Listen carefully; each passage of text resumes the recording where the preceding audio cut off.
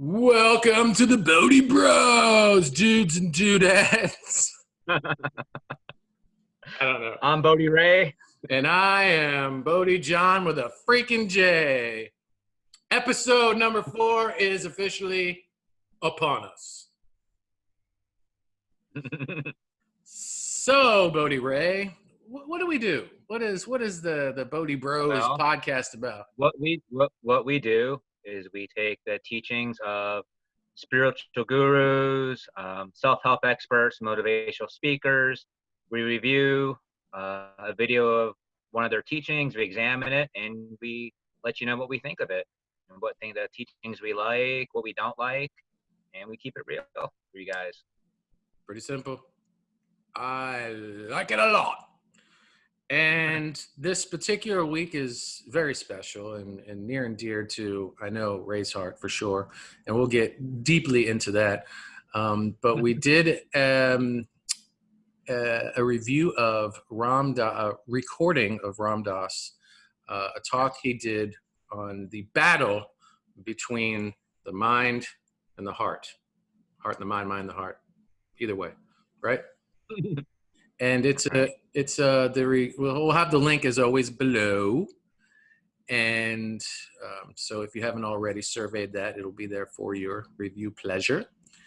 It's an hour long, like 55 minutes. However, you can skip the first 10 minutes and 12 seconds roughly if you'd like, because who was that in the beginning talking? That's Raghu. He was in India with Ramdass. Well, I'll go a little bit about explaining who Ramdass is. Please, yes. Ramdass is he was born Richard Alpert, and he was a Harvard professor. When he was a professor at Harvard, he met Timothy Leary, who introduced him to LSD. So they started doing LSD. Richard Alpert had this huge awakening through LSD. So then he began experimenting with LSD, him and Tim Leary and other students, which got them kicked out of Harvard. So after Harvard, he went to India because he wanted to give LSD to yogis and holy people and see what they thought of it. During his journey, he met his guru, Neem Karoli Baba, who they also call Maharaji, who he had a huge spiritual awakening through him. He was given the name Ramdass. Ram is a name of God. Das means servant. So technically he means servant of God, servant of Ram. Ram is he was in the book, the Ramayana, which is a Hindu holy book. So after that, he went back to the United States. He wrote the best-selling book, Be Here Now.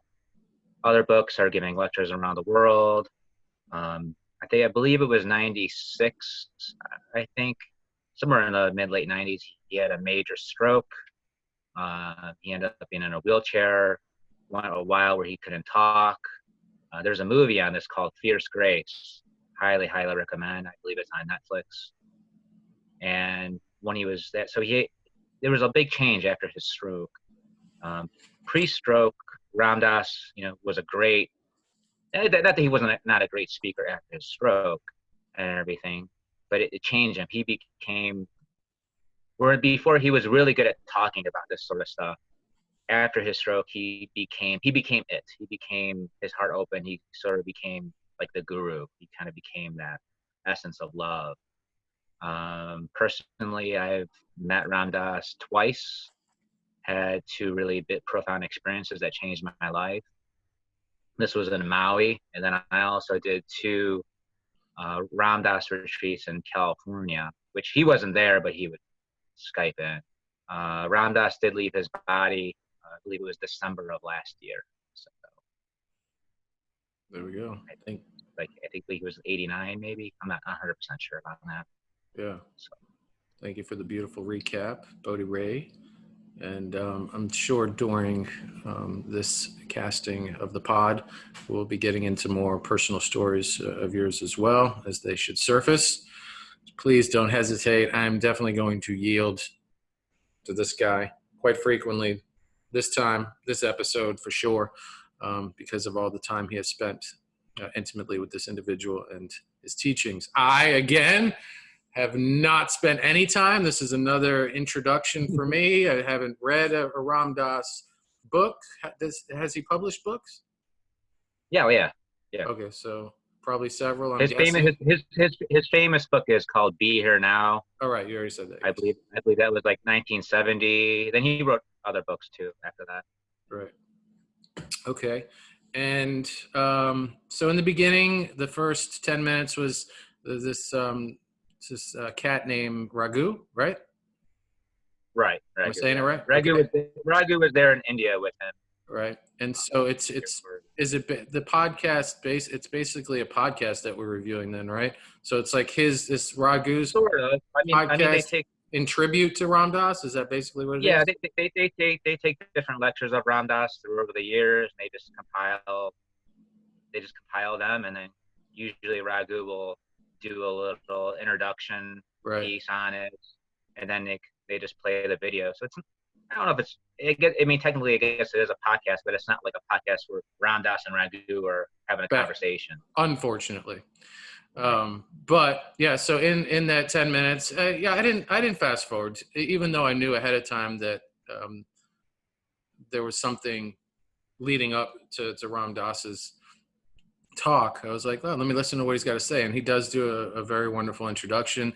The one thing that I did pull out of that when he talks about how Ram Dass is going to address when interacting with people with illnesses and stuff like that, he talks about his personal time, Ragu's, with leprosy, and how I remember what he said really resonated hardcore for sure, and that was that he said when he was approaching this one man he didn't have any money, so he had just bought bananas or something like that. He was going to give him the bananas, and the guy reached out like fingerless basically, and he's like, he took it with this what was there remaining, and kind of looked at him like, I still need your help. Thank you for this gift, Right. but I still need your help. And he said he had like a million conniptions all in one breath, basically in 1 millisecond hit him, because he knew that he was going to have to feed this. He didn't want to get close to this person and catch the leprosy or whatever. And but he knew in that moment of human to human, being to being, that he had to feed these bananas to this guy. And I was like, man, I know that, because something happened. I haven't fully discovered in my childhood what it is yet, and I need to do some work to uncover what that is. But somebody scared the shit out of me, whether it was mom or dad or something or someone on TV that just made me understand that things were contagious. Certain things were contagious, and to be freaked the fuck out with those things. And warts, I think, was definitely one of them. So that's a launching point for me, because I was terrified of catching warts, and I think I got one when I was a kid, and I thought it was the end of the fucking world, and that spilled into other things. Like, sadly and shamefully, when I look back, I had a cousin, and still do, that has Down syndrome, and probably the most loving person on the planet that I know of. But I was terrified of her as a kid. I thought, I can catch a wart. I can, this could happen to me. And that might've been one of the greatest gifts ever, because she is one of the most unconditionally loving people I've ever encountered on this planet. But as a kid, I didn't know. And something really... That's normal, because I think it's just the fear of the unknown. We see something we're not used to, somebody with a handicap or mentally ill, when we're young like that, we're not prepared to see something like that. We don't know how to act. For me, this leprosy challenge though hit me at another level, because I was like, now I know that I'm not catching Down syndrome from anybody. Okay, I know how ridiculous it was, but thank you for validating my childhood fears. I appreciate that, because I didn't know better. But now that I do, leprosy is still something. I mean, correct me if I'm wrong, but you can catch that, correct? I believe so. I thought so. So this work that they do, and even when Ram talks about dropping coins in the bowls of the line of 80 to 100 a colony of lepers, whatever it was, like an offering, he was very excited to do it. And I'm like, I I want to get to a part in me that transcends the fear of catching leprosy from 80 to 100, you know. Well, we should explain his challenge, the challenge that Yes, he had. sure. Am I The getting? challenge he had was that he had a whole bunch of different coins of different denominations, and that he would, the lepers would be lined up, and he would go to drop money in their bowl, and someone would have half a face, and the next person would have no arms, and it was a challenge to him is what do I give this person compared to that person? Yeah, who deserves the higher denomination? Like, how do you, discern Right? How between do you do that? the terrible of them both?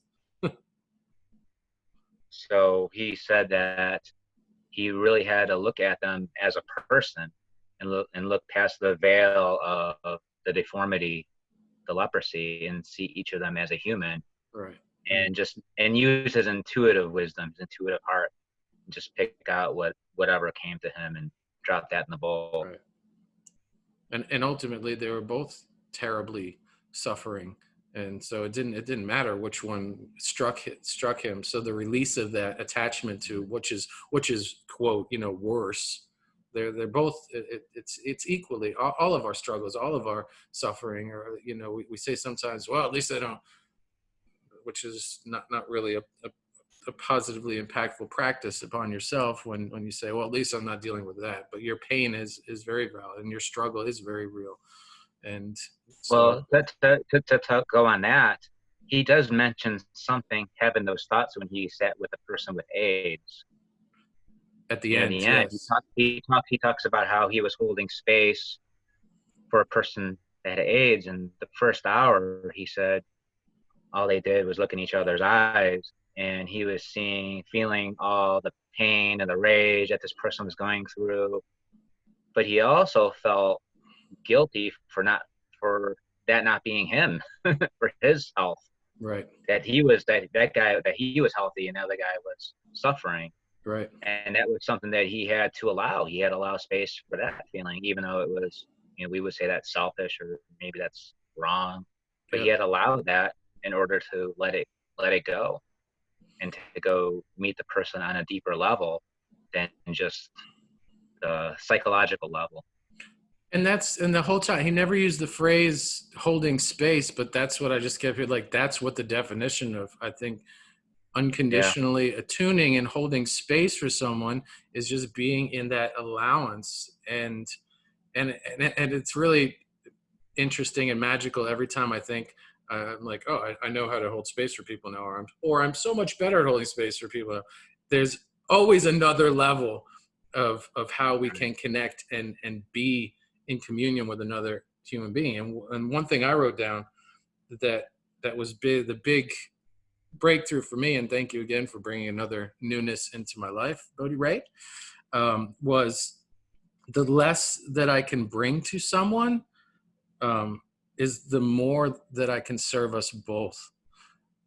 And by that, I mean that in the past, I was addicted to giving, not filling my cup up. And because that's how I got my identity. That's how I got my fulfillment, was being a server. And I was literally in life, providing for my family, as from restaurant to restaurant, a server. So, and when I wasn't a server, and imagine just being in the hospitality industry, just bringing, giving, exhausting, and never filling my cup, because it's okay, because the honorable thing to do, the right thing to do, is to give, to be for others, and just running. And we've had this discussion before, you and I, in this podcast, and not in this podcast, is just being terrified of myself and not wanting to sit with me. And there was a time in my life, and I mean, I had some accolades. These accolades are so mighty and important 5 years ago that I achieved, that I actually wrote them down. I didn't write much down, but this is important, Ray. I got to share this because I don't want to miss anything here. I reached the status, Ray, and to all the audience members out there, this is how badass I was, okay? I was a level 17 intuitive love, light, and laughter, life coaching, chakra alignment, crystal healing, urban shamanistic, Jedi wizard, rock and roll Reiki, master of nothing. I was floating above the clouds, higher than the high. I looked down at Yertle the turtle and was like, bro, you have no idea how awesome things are up here. I can heal everybody. I've healed myself. I've got all the answers. And we know what happens there into that story, man. The world came horribly and beautifully tumbling down. My house got literally bulldozed, Ray. Lost all my friends, everything. But there was a short period of time where I thought I had all the answers, and I had it all. I did, man. I had it all. Well, anyway, through that unwinding and undoing of sorts and unlearning once again, and it was a beautiful time of enlightenment, and I had incredible friends. Still, some of them have held on, but many have since forth found other friends and other ways in life, and whatever. And that's fine, and I'm learning from that as well. But one of the phrases of the that came to mind when trying to plug into what wisdom is this bringing me is the wonderful food provider, hospitality chain of sorts, Hard Rock Cafe. They do incredible philanthropic work, and they give so much. And it was one of the greatest companies I've ever worked for. One of their mottos is love all, serve all. Thought I understood it when I worked back with them in the 90s. Thought I understood it when I was higher than Yertle the turtle. But this video brings another level to the understanding of what that really means. That love all. Right. Well, you have to love others, but that loving others also includes yourself. And I think that's what a lot of people dismiss. Everyone's looking outward, love this person, serve this person, serve this person, but they're never serving themselves. They're not adhering to their own boundaries, to their own morals and values, the things in their life that are negotiable or non-negotiable. And a lot of times in the process of giving, especially when it's not sometimes even like a pure giving, if we're just doing it for approval, and we usually end up giving ourselves away, and we lose ourselves in that process of giving. Ray, that's exactly what happened to me, man. And 1,001 apologies to each and every individual that was rocking and rolling with me during that period of spiritual ultimate bypassing. And like I said, I was the king of it all and reigned high on literally too. Like I was smoking weed every day, and that was another distraction and delusion going on. But apologies from my heart to, if you'll accept or just take it and consider it, all of you that knew me during that period of time. I served, and even I threw parties all the time, potlucks. My house was a community hub of sorts where it was just always open. You could check into it on Facebook. Called it the 3LB, Love, Light, and Laughter Bungalow. And it was a magical place. And people would say, like, John, sit down, just sit down. You've done enough, you've done enough. I'm like, no, I'm filling wine glasses. I'm lighting joints. I'm bringing food. I'm cooking. I'm cleaning. I'm taking care of the job. I'm doing everything. And they're like, just sit with us. Just sit with us. And I was like, guys, don't you understand? Like, I'm fine. This is me. This is what, but it was not sustainable. And I never gave to myself.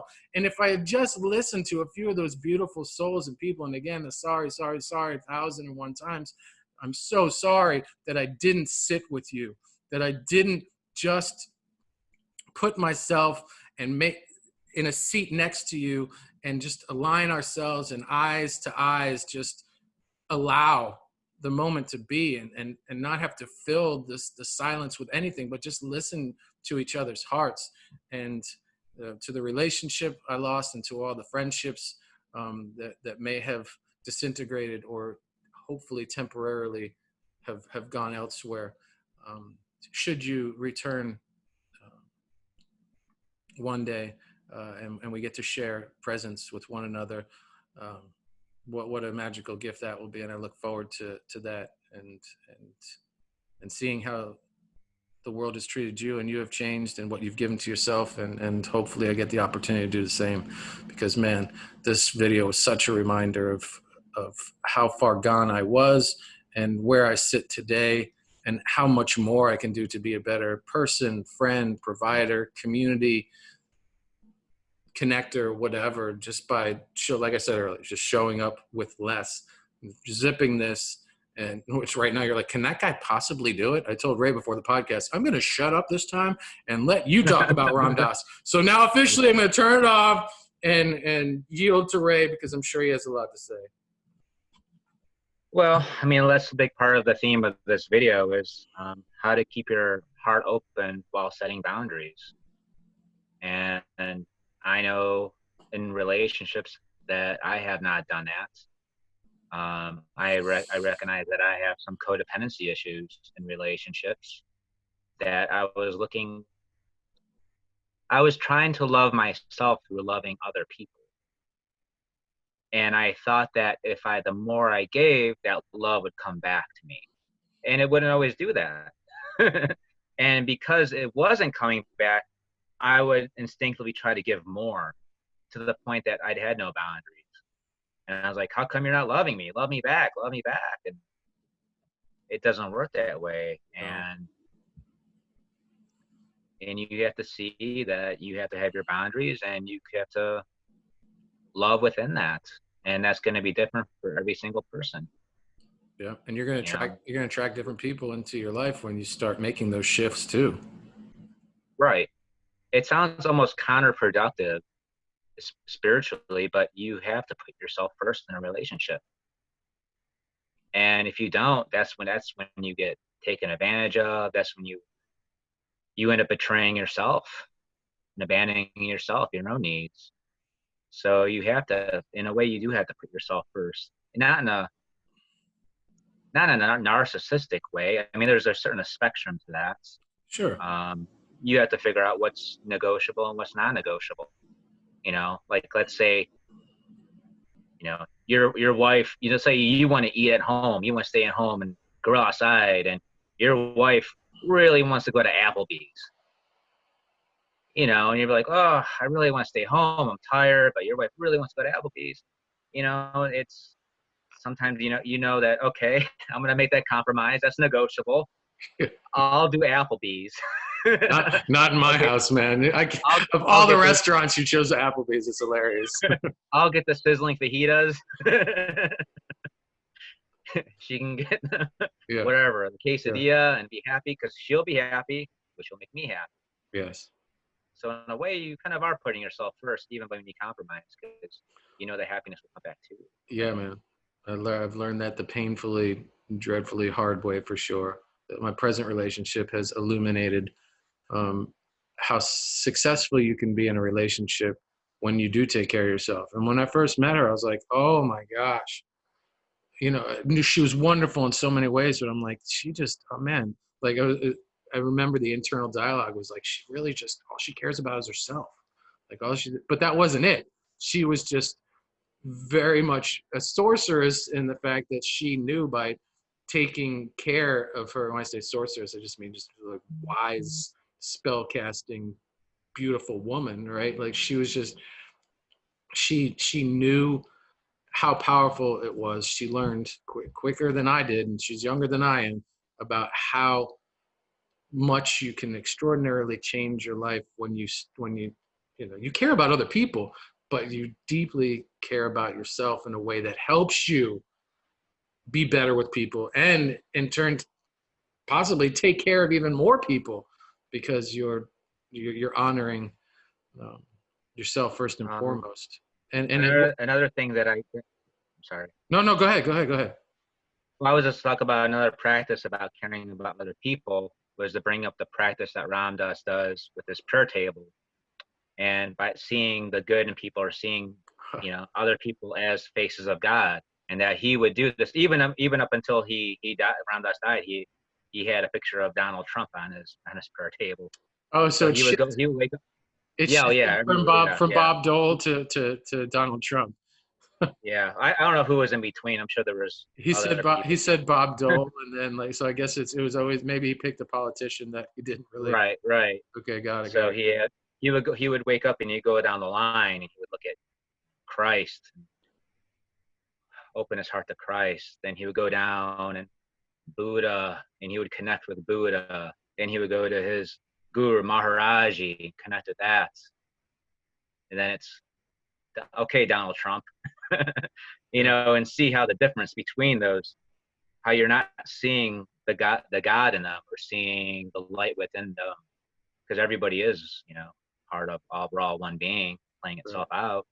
Yeah. So, and then he would just practice loving that person. Find someone, so that's a good practice, find someone that you have a difficulty opening your heart to, and maybe even start, whatever religion you are, if you're Christian or whatever, even not religious, you could have maybe even a picture of your parents or someone that you love unconditionally, and go down the line and have that person that you have trouble loving, have a picture of them or something, a symbol of them, and practice going down, and you know the people that you have the easiest time opening your heart to, and then go down the line to someone that you have difficulty. I And love that could that. be a good practice. I love that practice, man. It was a nice reminder to hear that. I don't have a prayer table set up like that. I mean, I think I have a cerebral prayer table like that set up, but I did like what he said about opening your heart, even to the people that are most difficult for you to consider doing that with, but how important that is, and how wonderful that can be. And um, what was I going to say? Specifically, oh, that he addresses that when talking about setting up the boundaries and opening your heart to love, that you can still say no. So if there's Right. if this is person that has hurt you physically or emotionally or whatever, whether it be a parent, a, a relationship of the past or whatever, that you can still give space to love this person or these people, but they don't have to be in your life. And you don't have to go meet them for tea. But you're yeah, you're connecting I in think I think a way with I boundaries. think with I think with that too is, what he kind of explains is a shift in perspective of, expanding consciousness. So it could be someone that you don't really like, maybe to somebody that did hurt you, but when through meditation, through your practices, you can see that person from a soul level, and see that person is a soul, I'm a soul, and you could see the lesson in whatever happened, the incident or the situation. You can see the lesson in it. So in that way, you can learn. Okay, that person taught me this lesson of, um, let's say, not betraying myself, or having boundaries. That person taught me that, so I could have love for that lesson, and love for that person's soul for giving me that lesson. But it doesn't mean I have to be friends with that person, hang Right, out with that person. right. But I could still have love on that level, of that soul level, the higher level, and seeing that instead of just being like, whatever. Yeah. And then, as you and I recently talked in our, personal lives, how ultimately when we do that too, we see or can see how we may have betrayed ourselves. That's kind of one of the things that I've learned, is that nobody ever really abandons you or betrays you. You really abandon and betray yourself by not listening to your intuition, your own wisdom, not loving yourself, giving yourself away. So it's really important that you define your boundaries, and defining your boundaries is a process of loving yourself and meeting your needs. So, Mm, yeah. That's a, because only you are responsible for your own happiness. No one else is. yeah. So if that person's not meeting your needs, if that person is not there for you, not what you want, then it's, maybe you work it out, maybe you don't, but you maintain that love for yourself. Yep, and there's that subject coming up again. We've talked about this too, and that's the whole loving yourself thing. And um, you had mentioned, if I may, before we hit record, um, that um, sometimes we say that, right. We say I'm going to love myself, or I'm not right. And you can talk about your experience, if you'd like. But Okay. from my personal experience, if you'd like, but from mine, I'm just reminded about what you had said earlier. Um, I I take a one word mantra every year to keep things simple around New Year's Eve instead of having and pigeonholing myself into one. I'm going to lose 50 pounds, or I'm going to do this, or I'm going to do that, or have a list of many things. I got this from some really cool dude that wrote the book, The Energy Bus. I think his name is John Shit, not John Shit. It's like John Gordon. I think it's Jon then Gordon. I'll put the link below if I'm right. Awesome. If not, apologies to the author of The Energy Bus. But I saw him at a conference in Las Vegas when I was working for a company in the past. He was one of the keynote speakers. And the thing that I left with during that talk was he had helped professional teams and stuff with motivational things or whatever, like the Atlanta Falcons and cool shit like that. Was he said every year he teaches people that are open to listening, there's one word mantras. I was like, that's cool. That's easy. That's exactly the medicine I need at this point in my life. And I started, the first year was health. And it was so profoundly magnificent that I did it again for the second year. And that became a thing. I would take a word for 2 years. So it was like health, health, listen, listen. And When would then, you do the mantra? Like all throughout the day or in the morning? right. Very good question. So the mantra is basically at any point in the day, at a low point in the day, or even at a high point, you just remind yourself of health, health. If you're stuck, like if you're sad, if you're happy, you just health, and you expand upon the health of that happiness.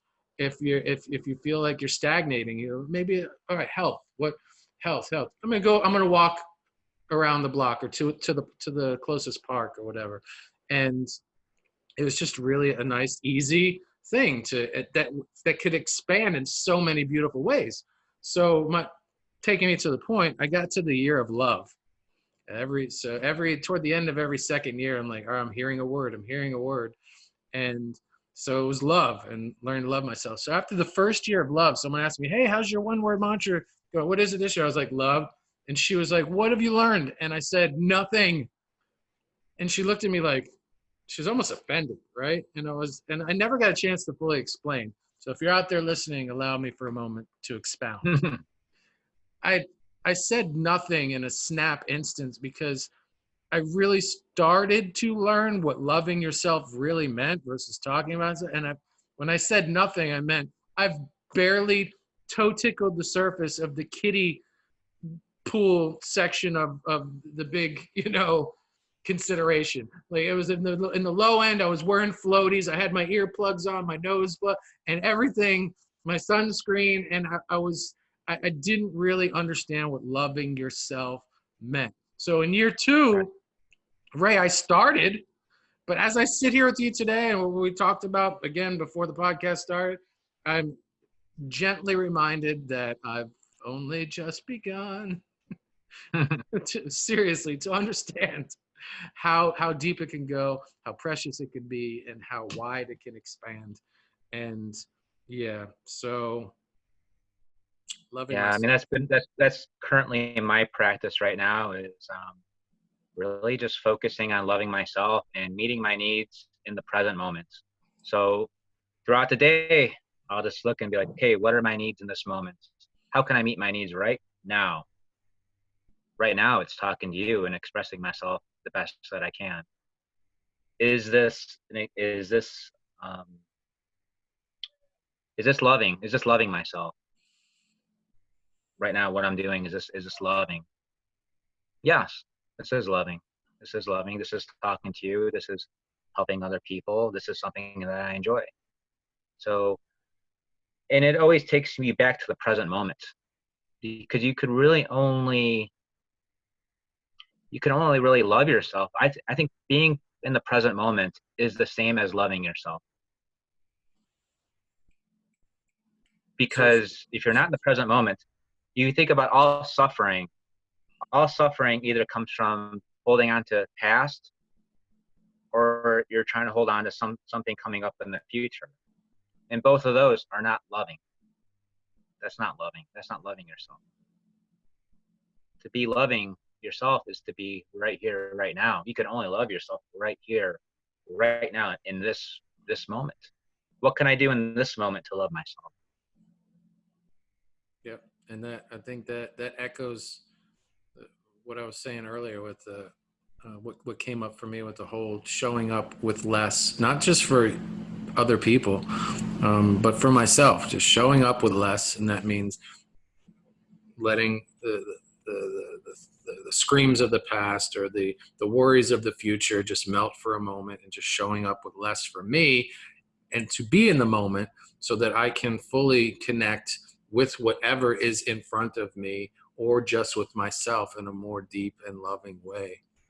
And that doesn't mean don't do the shadow work of the past. It doesn't mean don't plan for the future, or think about things that might be concerning the future, but just to give ourselves moments in the day and every day, and any conceivable way to, here's the teachers. We got it from Eckhart in episode 1. JP hit on it in his TED talk, and Alan Watts, of course, he dropped a few bits of poetry about this sentiment that keeps coming back, and that's the be here now. And Right. and yeah, good stuff, man. Good stuff. You have some notes there that we haven't gotten to yet? Oh, I have a quick one. Then did you know what the word, I love this because I'm a wordsmith. I love poetry, and I'm always looking for ways to challenge myself and others to expand on the way we interact with each other with words and song and all that stuff. And for lack of a better word, were you familiar with the word gronk?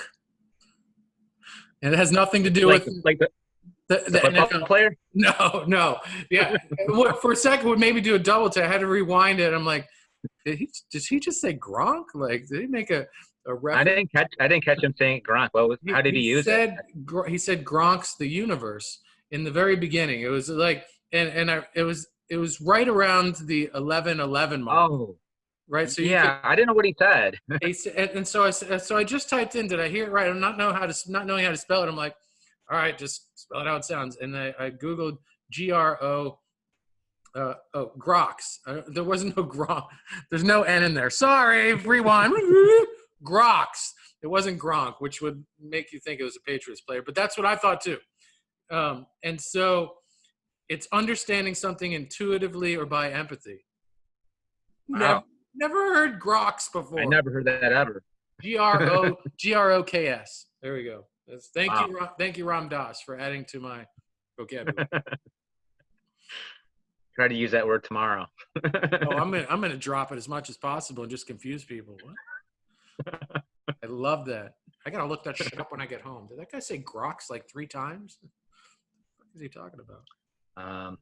He mentions a pretty good quote by Kabir, which is, "Do what you do with another being, but never put them out of your heart." Yeah. Which sometimes you have to take an action that's, like we said before, doesn't mean you have to be friends with somebody. Doesn't mean you have to hang out with them. You could say no to somebody. But saying no to them doesn't mean that you don't have love in your heart for that person. Yeah, I like that. I really like that. Sometimes you have to separate yourself from that person because that person is harmful to you in certain ways. But because you love yourself, but you could still have love for that person, and you can still care about that person. So I thought that was a really good quote.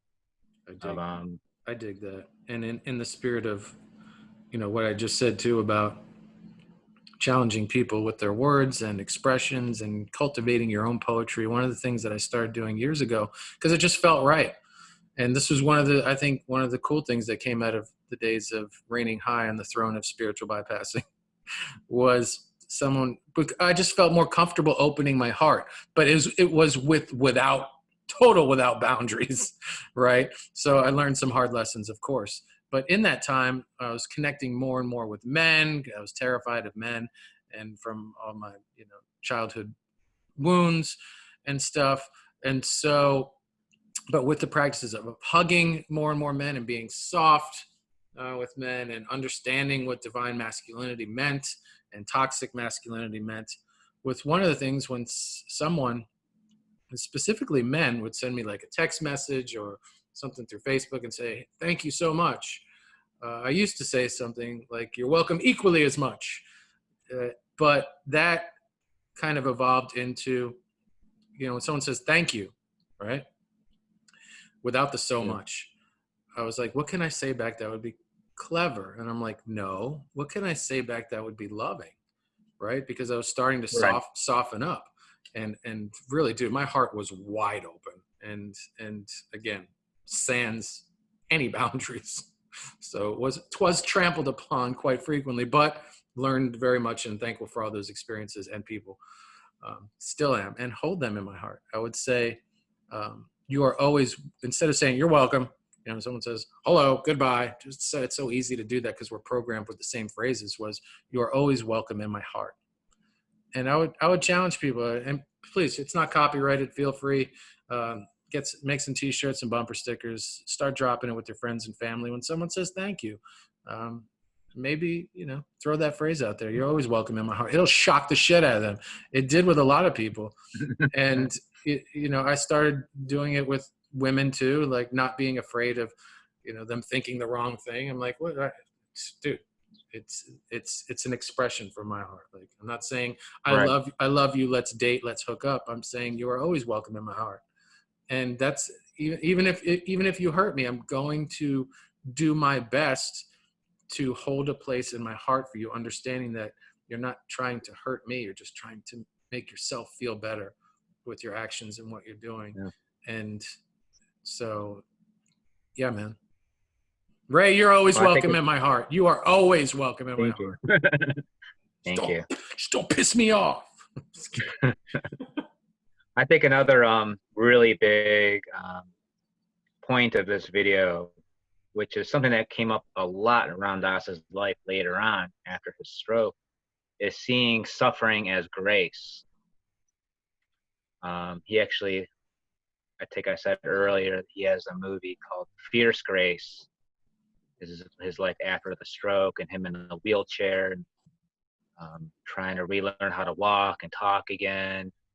So seeing suffering as grace is a way that we could look at suffering and give us a different perspective on life. And when we don't, sometimes we don't understand our suffering. We don't understand why things are happening the way they are, especially when we're in it. When things are happening, when things are collapsing, relationships are ending, all this pandemic and people losing their jobs. Sometimes we can't see the bigger picture.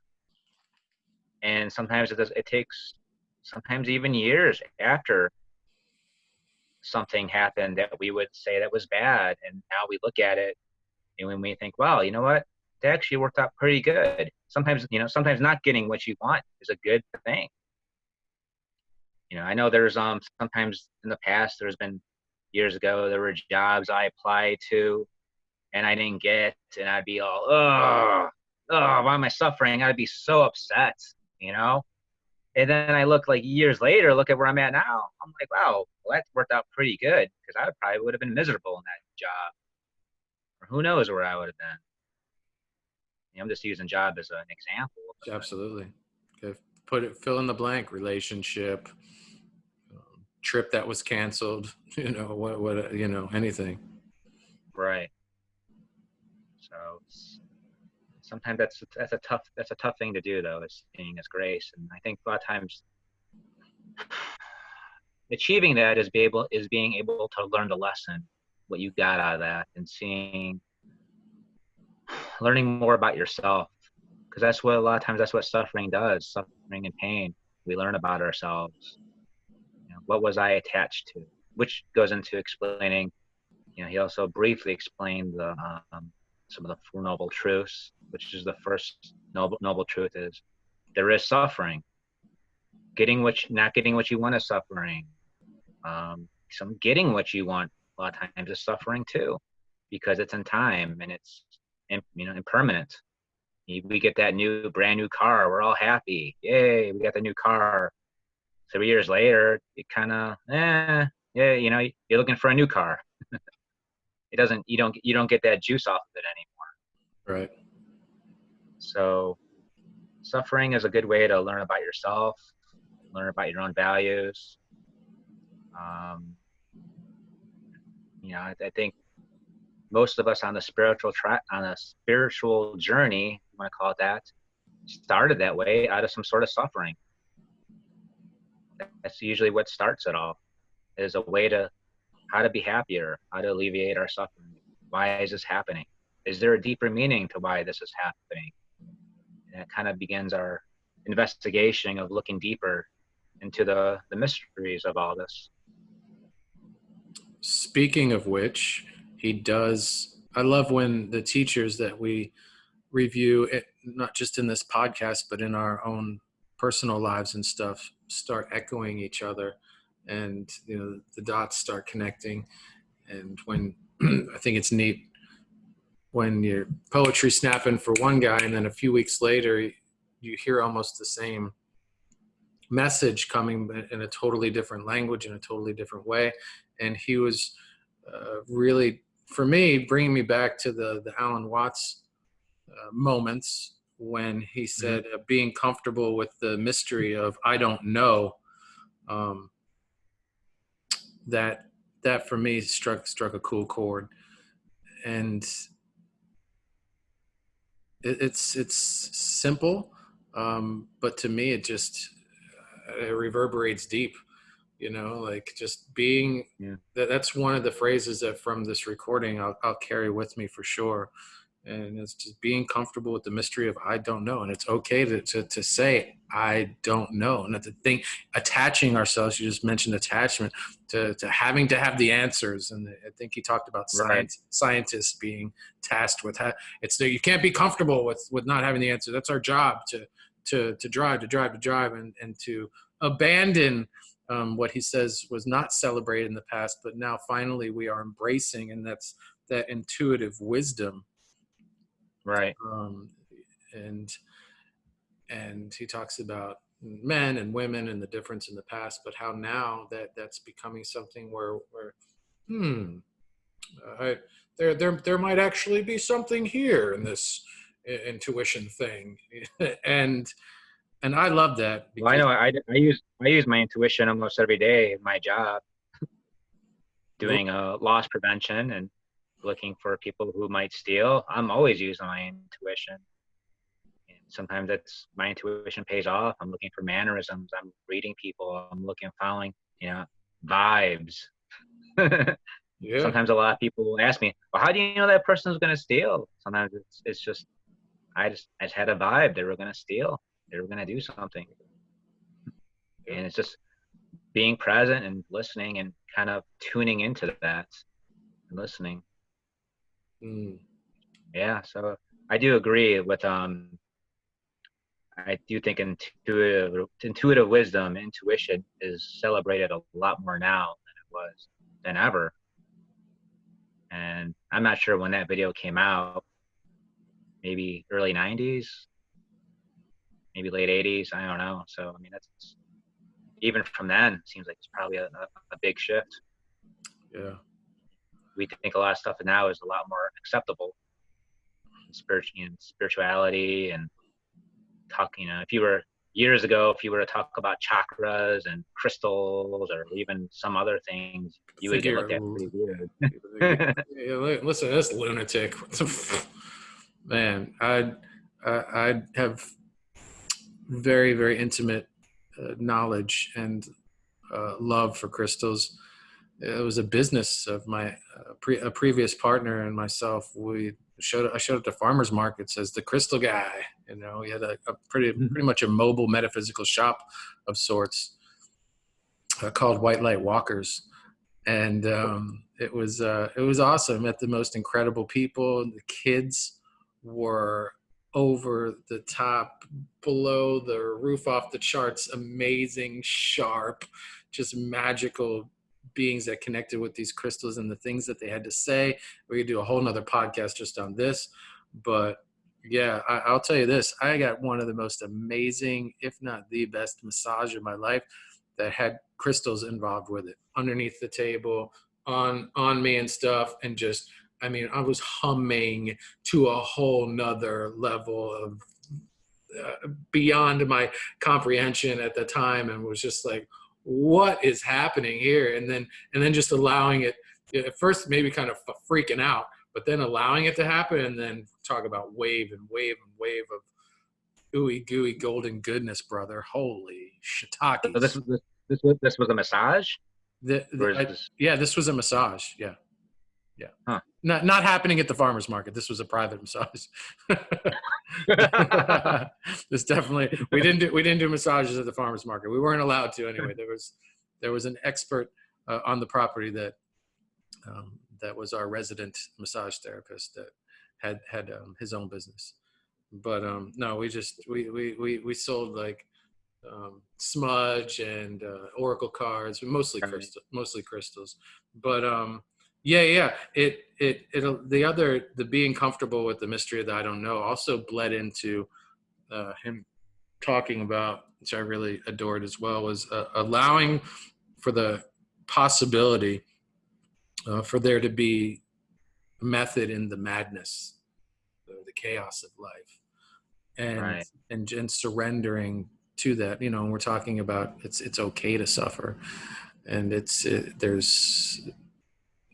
there's value in that suffering, and wisdom, and understanding ourselves and each other more profoundly. But I liked that one too, man. That's another one I put in the pocket, and I was like, you're coming with. So yeah. Nice. It's a tough one though. Especially when shit's going really amok.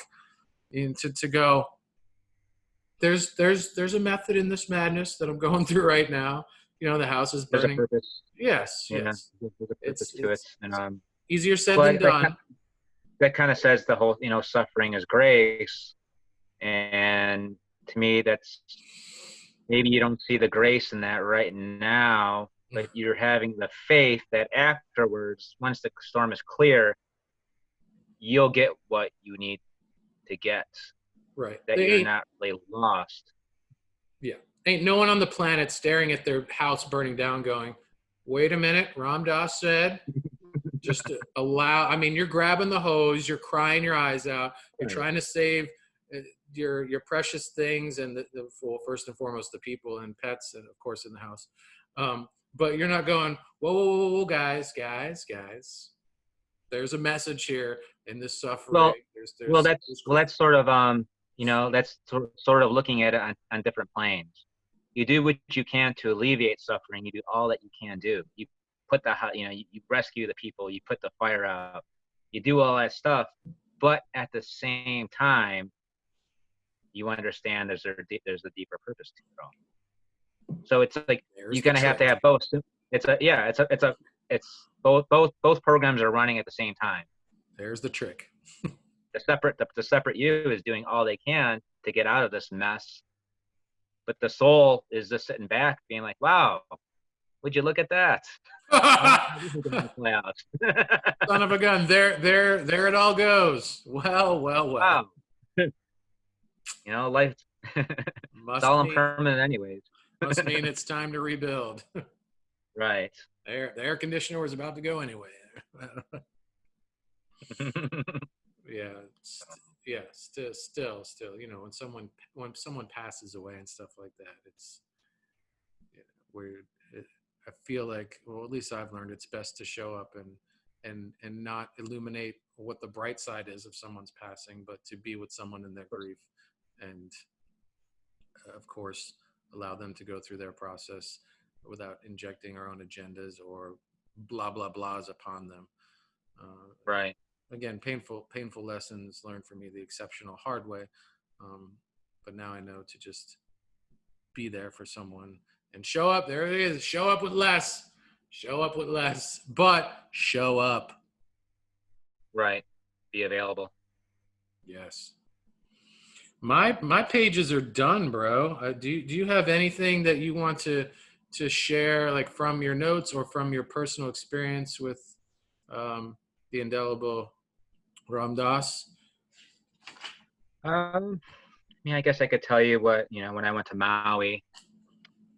So after married, I got into ramdass a lot.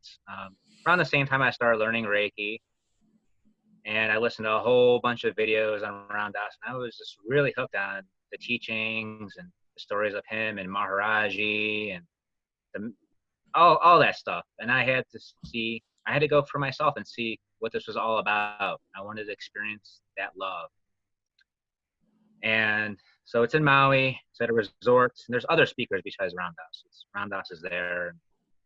Everything's under this big canopy, all the events, all the speakers, all day. There's different events throughout the day. And after one of the speakers was done, this is the middle of the day, I look, and ramdass would sometimes show up during the day. He would show up in his wheelchair in the kind of corner. And there's probably about 300 people. So, and then after the speaker was done, I look, and there was a little line forming to go see ramdass. And I'm like, oh, this is it. So I get in line, I hand someone my phone, and I don't know how to describe it. He looked at me, and it was like something changed. All he did was look at me. He smiled, and I started doing one of his famous mantras is, I am loving awareness. I am loving awareness. I am loving awareness. So he looked at me, and I took his hand, and I started doing that, and he looked at me, and it felt like somebody casted a fishing line deep into the very depth of my heart and was reeling everything. I was pulling out of my chest. But all the stuff that was blocking my heart was also spilling out. And I lost it. I started crying. I started just sobbing after that. And it was just this, I don't even know why I was crying. I was just crying. It was like a release. And it was like he was just looking at me with such love. I've never been looked at like that, and that such pure love. Maybe ever. I don't know. Maybe when I was a baby. I don't know. It was just that pure unconditional love. So the next year, I'm like, I gotta go back. I gotta experience that again. Now, mind you, we all had a one-on-one with ramdass near the end of the retreat. We all got our bracelets and stuff. I didn't get that same vibe as I did before. So the next year, it was the same thing. Everybody said, the two of the speakers said they buy the book, they'll go sign the book. So everybody went over to buy their books to get them signed by these two other people that were there. And I look, and I see ramdass with maybe one or two people in front of him. Like, this is it, this is it, this is it. So I remember getting in line, and I started getting nervous. What am I gonna do? What am I gonna do? Oh shit! What am I gonna say? I started getting nervous. This is it. This is a big moment. Yeah. And I remember when he was talking to somebody, he peeked around the corner at me, and he smiled. I don't know if there's no way he could recognize me, or I don't know, but he gave me this look like a surprise look. Yeah. And I'm like, oh, and so then I'm there, and I'm like, okay, he liked when I did the mantra. So, you know what, this time I'll take his hand, I'll kiss his hand, and I'll say that I'll do the mantra. Well, when I got up there, he looked at me, and it was pretty much all over. I just felt this, I was kind of frozen. And he took my hand, and he kissed it. And when he kissed my hand, I felt this surge of just, I don't know how to describe it. It was a surge of love, the surge of, it was like feeling like being at home. It's almost like crossing the finish line. I don't know, like going into heaven. It's like, I made it. Like, I'm home. Chocolate cake. That's what it felt. And I felt this huge surge of energy just rush up my spine. And I remember that it was just like, I went out and I ran. I had to run off the energy. Wow. And then I just lost it, and I just started crying. And it took me some time to realize what had happened. because I thought that it was him doing something to me. And what he was showing me as a guru was that he was being that mirror. What he was doing is he was reflecting back to me the love in my heart for me to see the essence of myself. Because, you know, a lot of times we don't see it, we don't believe it. You know, a lot of times we think that, you know, he was showing me that I am loving awareness. And that was him kissing my hand, was him showing me that being the mirror. And I was gonna kiss his hand. He kissed my hand. He doesn't just kiss. Why would he just kiss my hand? Right. So that was yeah, he was just being the mirror and showing me that I am loving awareness, and that the essence of myself is love. And that's kind of just what changed my life, and it's kind of set me on this journey of being love and embracing that and loving others and working on myself to be that kind of vehicle of love, and like he is. You know, that's kind of what that's to me, that's the ultimate gift you can give somebody. Yeah, Is to mirror back that love, to mirror back that essence to somebody and show them, let them experience for themselves who they really are. Pulling the words out of my mouth, man. I was thinking, what an incredible treasure, and how awesome it's going to be when you experience that day where you in turn do that for someone else. Yeah, I mean, that's that's why I do what I did. Shit, man. What a beautiful story, man. Thank you for sharing that, man. For sure. So, well, man, on that note, let's start wrapping things up here. I think we're around the hour mark. We try to keep it around that. Just for, if we go over, we go over. If we go under, whatever.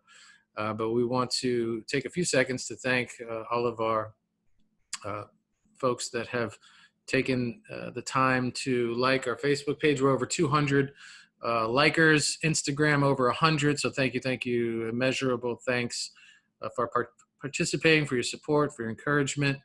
We are fiercely looking forward to your feedback, your ideas for future recordings to consider. For those of you that love to stream your podcasts on other platforms, we're presently available on 7 different platforms. Let's see if I can get this now. It's Spotify, Breaker, Google Podcasts, Radio Public, Overcast, Anchor, Pocket Cast. Got them all. But again, those will all be listed below. Every episode, we'll list all the websites. We'll put the movie link. I think it was called Fierce Grace, you said, Ray, correct? Yeah, I think it's on Netflix. Okay. But I could also maybe I'll put some photos of me and Ramdass on there too. Oh, sweet. Cool.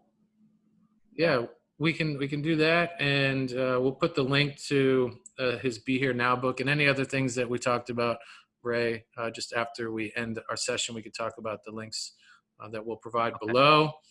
That's it for me. Do you have any parting thoughts, words, or poetry you want to? I think I'm good. I mean, just let us know who you want us to review next. So we'll work on that, and any ideas, you know, let us know. We're open.